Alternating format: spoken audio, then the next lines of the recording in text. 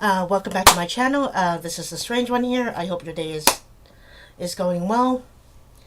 So basically, if you know me, I'm an atheist. I don't believe in a higher power. I don't believe that there's actually a higher power out there. I do believe in being spiritual. That is the state of feeling connected to something larger, being part of a bigger picture, um, being a tiny speck in the universe, and basically all that good stuff.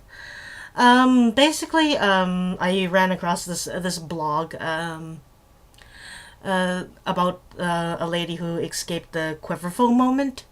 If you know what the Quiverfull movement is, it's basically a group of a sect of Christians who basically believe that the best way to a good relationship with God is to actually have a lot of kids, raise up those kids in a specific way, basically have the heterosexual parents. The mother is always, females are always subservient to the male. The male is the head of the household, kind of thing. It's like a really warped version of my big fat Greek wedding, kind of thing, except for the fact that the female is supposed to pop out kids. Yeah, it's exactly like my big fat Greek wedding. You're supposed to get married. You're supposed to not date unless the parents approve of the kids and kind of thing. And I just noticed something creepy because my mom is officially Baptist. She's been baptized a year ago, I think. A couple years ago, she's been baptized. She's a late in life. I got into the church movement kind of person. Um,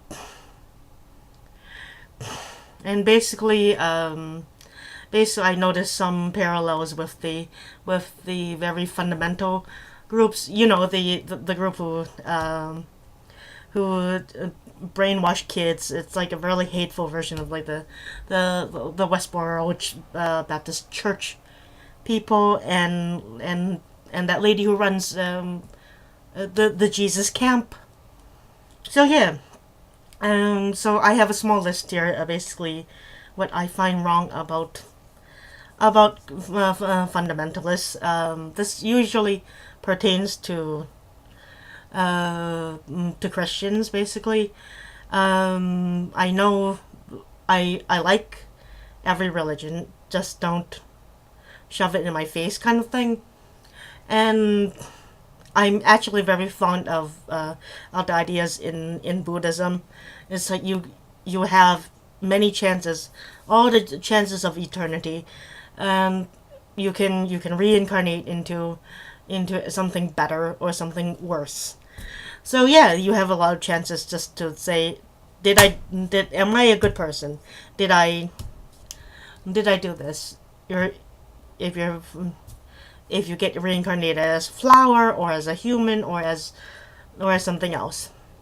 So basically, this is just a small list of why I hate um, the the fundamental Christian group. So why not really hate? I don't really hate them. It's just if you have a religion, it's good. So basically, my first point is God is not Santa Claus. Um, basically, a lot of people have this mentality of oh, you must be passive. You have to ask for God's help. Really?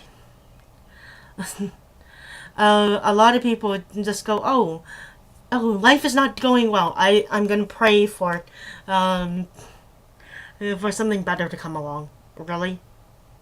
He's not Santa Claus. The guy or female up in the sky is not Santa Claus. He won't grant, he or she won't grant wishes. He or she doesn't care if if you're living life like this. The second point is these groups tend to be very xenophobic. Basically, whatever you say is different is hated. So as you may have seen in my last in one of my last videos, I'll link to it in the description. I do participate in some church events because it's a way to get closer to my mother. Even though I'm atheist, yes, I kind of broke down and said, "Hey, I'm gonna do this because I respect my mom's opinions on things." And basically we were out. The fellowship that my mom spends time with, she actually likes nature. We go out on nature hikes all the time, kind of thing. And basically we got into this conversation of, oh, the trans community. The trans community is so. One of the things was the trans community is so visible. Oh, it should be said that, oh, the trans community is so visible. Oh, they should just pick a gender and be done with it, right? That's why they call it a transition. They hate for no reason, for no apparent reason. It's like, this also goes into my into another point, that gender roles are really important in these societies, in these religions, and it's just like, oh, if you don't really fit these gender roles, these perceived gender roles, you're screwed. My third point is basically men have to be the heads of households. They really can't show emotions. They have to be the disciplinarians, the breadwinners, because they're men. They have to be strong. They have to mentally be strong. They have to be the head of households. They have to lead the family in their path to God, and which I find really objectionable, because everybody can get to be spiritual. Everybody can feel like a bigger part of something, but we don't need the whole, ooh, I am the head of household. It's like, I'm a man, I have a penis, that's all. So the fourth thing is basically, again, as I said, gender roles. If you have a tattoo, if you have a thing, you're a loose woman. You're not pious because of this. Really? Basically, I did drag a while ago, amateur drag, hair and ponytail, mustache kind of thing, and I think the community would be pretty shocked that my mom's church community would be pretty shocked that I did drag, and it's just an expression of gender and gender effing. And basically, yeah, it's a great little tool to have to express yourself. But men are not allowed. It's also a symptom of larger society that men are not allowed to cry, to like random things like the Gilmore Girls, like girly things like the Gilmore Girls, or knitting, or be into drinking wine or spritzers. Women are supposed to be not into guns. My best friend loves firing weaponry. She knows how to operate a pistol. She knows how to operate other weapons. And yeah, she's feminine as hell, but she likes this. So gender roles are supposed to be followed. Like, for the longest time I've been bugged. Oh, this is not feminine. The location of this tattoo is not feminine because it's a bicep tattoo. Really? Really, this is not feminine. So I got a lot of shit for this, and it was just basically like, oh, why don't you get one on your ankle and your and or on your back. Oh yeah, I'm gonna get a tramp stamp. Really. Um, and the fifth thing here that I have problems with is the fact that religion is dogmatic. You have to take it on faith, or else. I mean, a lot of people say, "Oh, you have to believe in order to see the acts of your God," and it just makes me go, "Really? I see nature being nice. I don't believe in your God, but whatever makes you feel better." But I don't see faith as a prerequisite for seeing that if there was an all powerful force controlling my life, I would I would like I would like to see those actions, and I would like to see what exactly happens with that faith. And basically, the sixth thing is conform or die. Basically, this just means that yeah, you have to conform to their group, or else. And this also feeds into the xenophobic thing. Oh my God! Look at the people in Africa. Oh my God! Look at the people in China who have no faith. Yeah, that's a bit. It's a bit xenophobic, and it's a bit. You must conform or die. It's kind of funny because my mother's church does send out a lot of missionaries, and it kind of bothers me because a lot of these people are not helping that area for the sake of helping. They're helping because they think that spreading their faith would be helpful, and it's not. And then lastly, my last point here is basically focus. With all of these religious groups, there's a focus on community. It also feeds into the xenophobic crap and the conform or die crap that goes on because there's a focus on community building. Basically, there's a lot of like activities that are considered outreach, which basically let's bring people into our community. Let's try to bring them in, and let's try to get them permanently in. So if you know me in real life, I am an introvert. Don't let these videos fool you. I have a big mouth in these videos.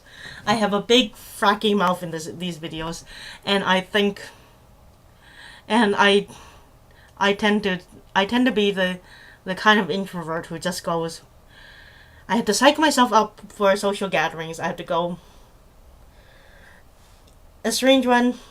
You're going to do this. You're going to go socialize with people, and have a little bit of fun. Sure, I can have fun in the moment. I don't have social anxiety, although that can go along with the whole thing. I just prefer to be alone because people in large groups kind of make me make my energy levels go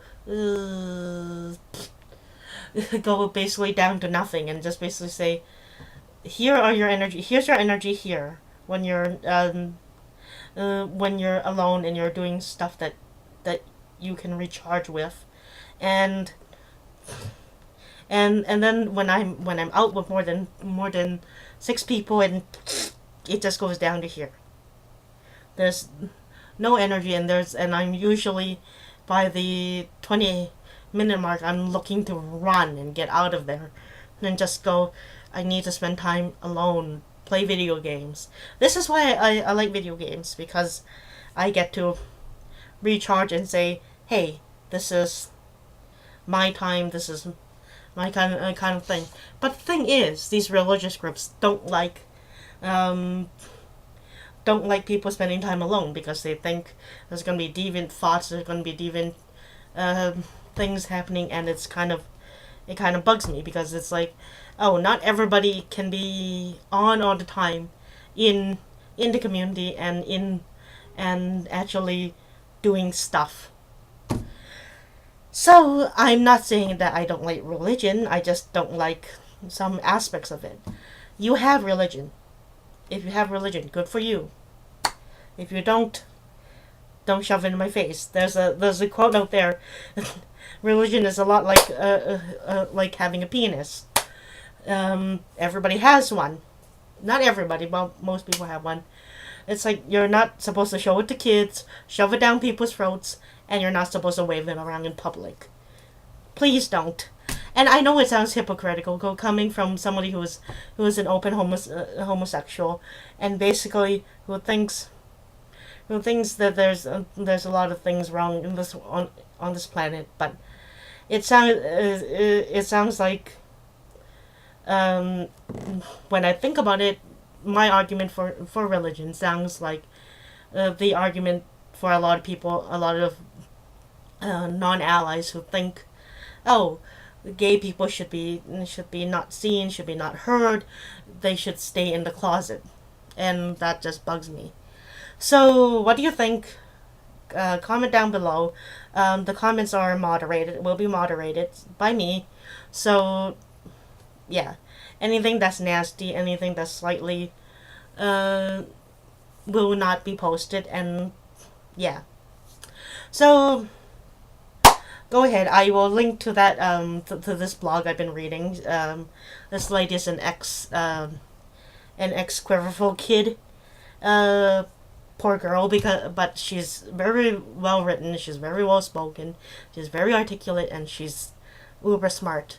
It is one of the best blogs I found lately, and it just causes you to think, even if you're not inside this religion or even part of any religion.